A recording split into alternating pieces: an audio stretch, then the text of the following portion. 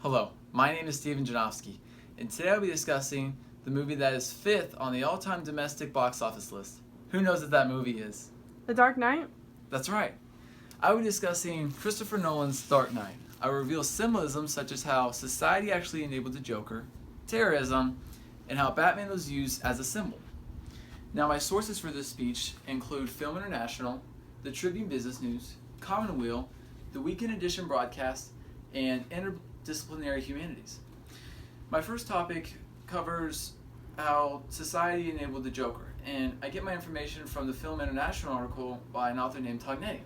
Tognetti says, quote, "These films show us external forces and unexpected events bring about the apocalypse, even as they sidestep their own damning implication that it is society that sows its seeds for its own destruction. In Batman Begins, ordinary citizens gave their city away to organized crime, and that's what led Batman to step in to clean it up. Now, in The Dark Knight, organized crime is responding to Batman by, quote, they syndicate to hire the violently deranged Joker to take the Batman out. Now, the Joker uses the approach that he's going to kill someone each day that Batman doesn't take off his mask and give himself up. So what began as citizens allowing organized crime to take over the city resulted in the Joker's terrorism. And that's what brings me to my next topic, terrorism. And I get my information from the Commonweal article by an author named Aliva. Now, the Joker's intentions, we see they change over the course of the movie, and we see the transition when Coleman Reese is about to give up Batman's identity, but the Joker says, well, actually, if Coleman Reese isn't dead within an hour, I'm going to blow up a hospital. So we see the transition from a hired gunman to now he's just having fun.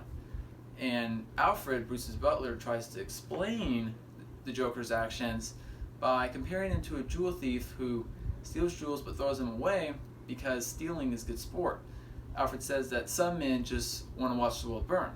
And the Joker actually confirms this when he claims that he likes using knives over guns because guns are too fast, they're too quick. He wants to enjoy the moment. Now, the Joker's doings actually get to Dent when the Joker kills Dent's girlfriend, Rachel, and Dent goes on this manhunt trying to figure out information about who helped in Rachel's murder. Now, Alita says, quote, Dent becomes an object lesson of how to not deal with terrorism. Alita also says that in a climax involving two groups of hostages who hold each other's lives in their hands, this is at the end of the movie, we discover that it's ordinary citizens who must take the lead in combating terrorists, and not any vigilante. That's referring to Batman. Excuse me.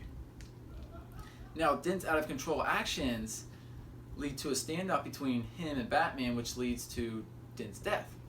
And this leads me to my last topic, how Batman is a symbol, and I get my information from the Weekend Edition broadcast featuring a lady named Rosenberg. In Batman Begins, Bruce initially becomes Batman because he wants to be a symbol for good. He wants ordinary citizens to stand up to crime. He wants to inspire people. And we see how the symbol can be exploited when, at the end of the movie, Dent dies and Batman says, okay, I'll take the blame for all of Dent's actions so people will still believe in all the good things that Dent did.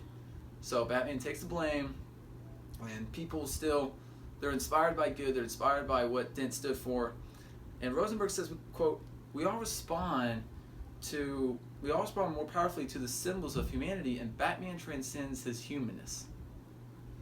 So we see how Batman can take the fall for Dent because of his hidden identity, and Batman actually says that, quote, he can be whatever Gotham needs him to be.